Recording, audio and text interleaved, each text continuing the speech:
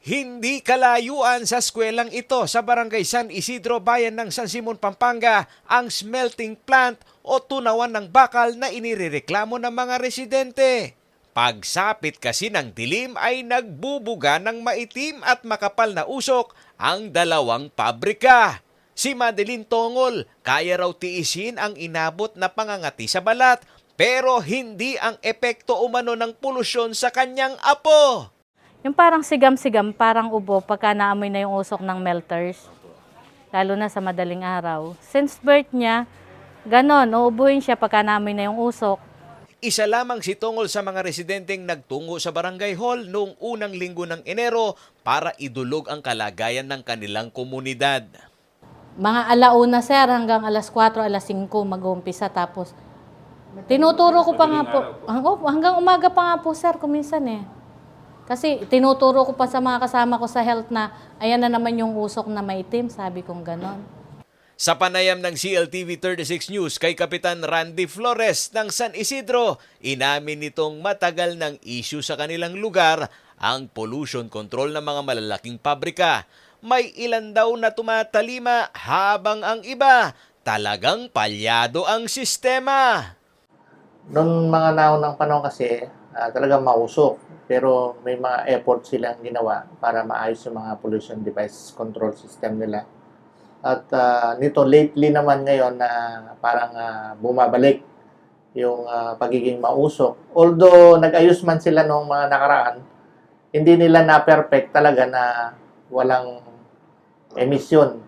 Sa video na ipinakita ni Kapitan Flores, makikita ang makapal na usok na nagmumula sa dalawang smelting plant sa heavy industrial zone ng kanilang lugar. Kaya ang kanyang panawagan, mas malalim na investigasyon ng mga eksperto hinggil sa masamang epekto ng umano'y makapal na usok sa kalusugan ng kanyang mga kabaryo.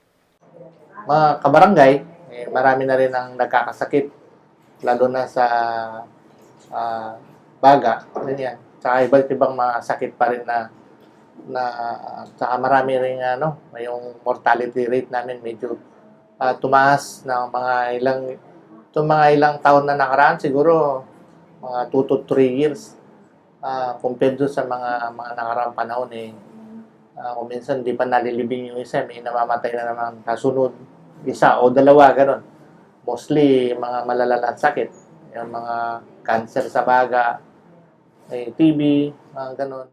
Nito lamang January 24, isang mission order ang ibinaba ng Department of Environment and Natural Resources, Environmental Management Bureau o DNR-EMB para magsagawa ng investigasyon ang kanilang tanggapan katuwang ang lokal na pamahalaan ng San Simon.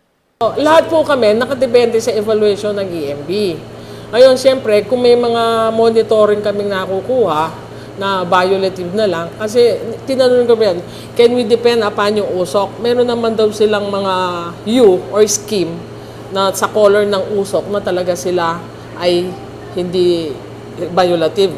So ang ano dyan, meron kasing baka hindi naintindihan din ng mga tao, baka naman nakuha yung pag-uusok na yon on the first 15 minutes. Ang sabi sa akin ng mga engineers ng EMB, meron daw first 15 minutes na talagang maitim.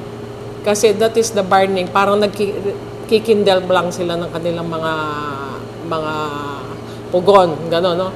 So, after that, kailangan malinis na. Aminado naman si Maglangke na sa ngayon ay wala silang kapasidad na suriin ang level ng air pollution sa kanilang bayan sa kabila ng presensya ng malaking industrial zone dito. Kasalukuyan na umanong binabalangkas ng Sangguniang Bayan ng San Simon ang pagkakaroon ng Technical Working Group para sa manpower component ng Menro para dito. At least po ngayon, pasalamat ako sa SB, ginawa na po department yung ano natin. So in the future po siguro, at least i-budget yung dahil medyo industrialized ang San Simon. So bigyan ng pansin yung kanyang technical capacity, no, on which na siyempre po, pag kami nagpasara, kami ang naiipit, kami yung pwede babalikan nila through their lawyer, magpapa-TRO sila, tapos mapapabukas. Siyempre, wala kaming laban when it comes to technicality kung wala kaming capacity. Samantala, sa panayam ng CLTV 36 News kay San Simon Mayor JP Punsalan nitong January 26, sinabi nitong nagkaroon daw ng problema sa air pollution control o hindi nagamit ang air filter ng dalawang pabrika. Kaya ganun na lamang ang ibinuga nilang maitim na usok.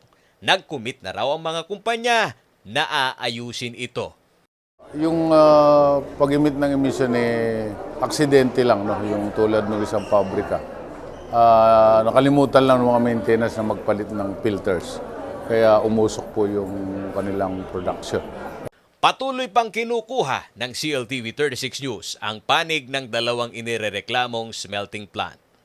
Ako si Paulo G. Santos, taga rito kasama nyo para sa CLTV 36 News. Atin to.